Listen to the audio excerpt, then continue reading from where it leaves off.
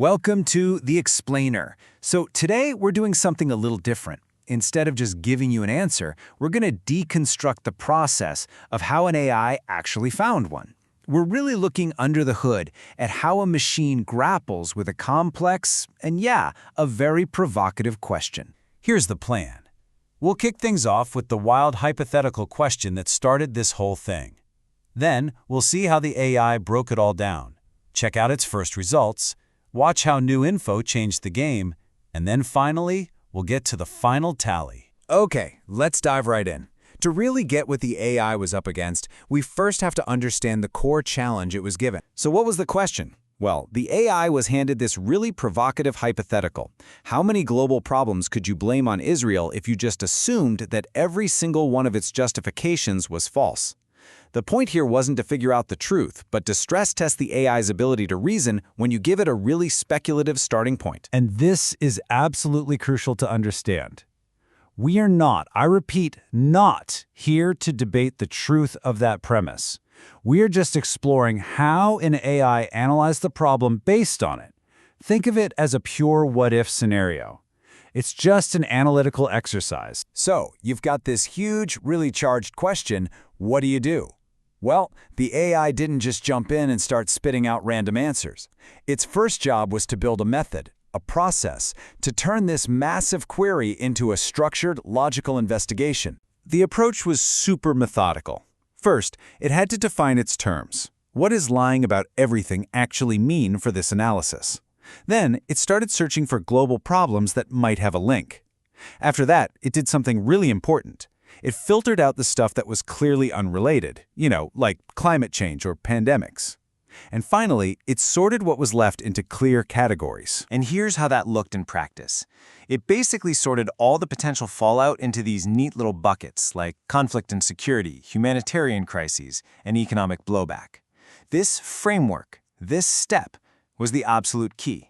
It's what let the AI go from a huge, vague question to a structured analysis of specific impacts. So, once it had this logical framework all set up, the AI did its first pass.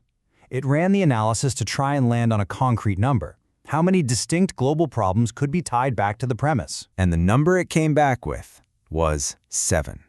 Based on that first search and how it categorized everything, the AI figured that 7 major global problems could reasonably be connected to the thought experiment. These first 7 problems were all really tightly focused on the direct conflict and its immediate ripple effects, Things like the refugee crisis that came from it, terrorism linked to it, the instability across the whole region, and of course, all the diplomatic, economic, and social tensions that spread out from there. But, a good analysis, it doesn't just stop there. It keeps going. It evolves.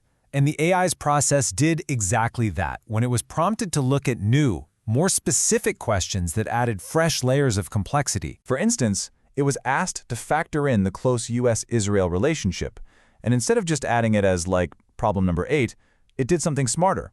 It decided that the relationship was more of an amplifier for the 7 problems that were already there, making them bigger and more impactful, especially the diplomatic and security ones. But then, a totally different query came up. This one was about Israel's influence outside the conflict, specifically its political and tech influence, and this uncovered something new, something that was reportedly rocking governments around the world. This was a global issue that wasn't on the first list at all. And this right here, this is what fundamentally changed the game.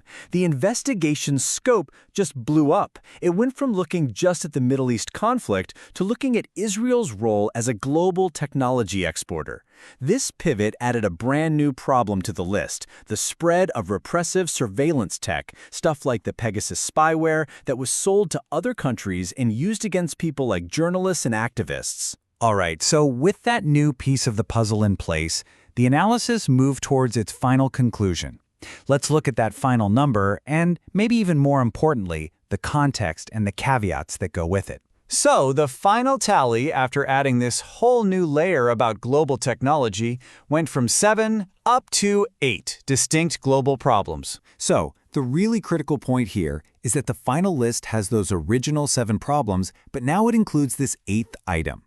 This shows you how the AI's understanding, if you will, evolved from a purely regional focus to a truly global one, bringing in impacts from sectors way outside the immediate conflict zone. Now, throughout this whole process, the AI was super clear about two things. These are the critical caveats. First, remember, this entire analysis is built on a what-if scenario that isn't proven.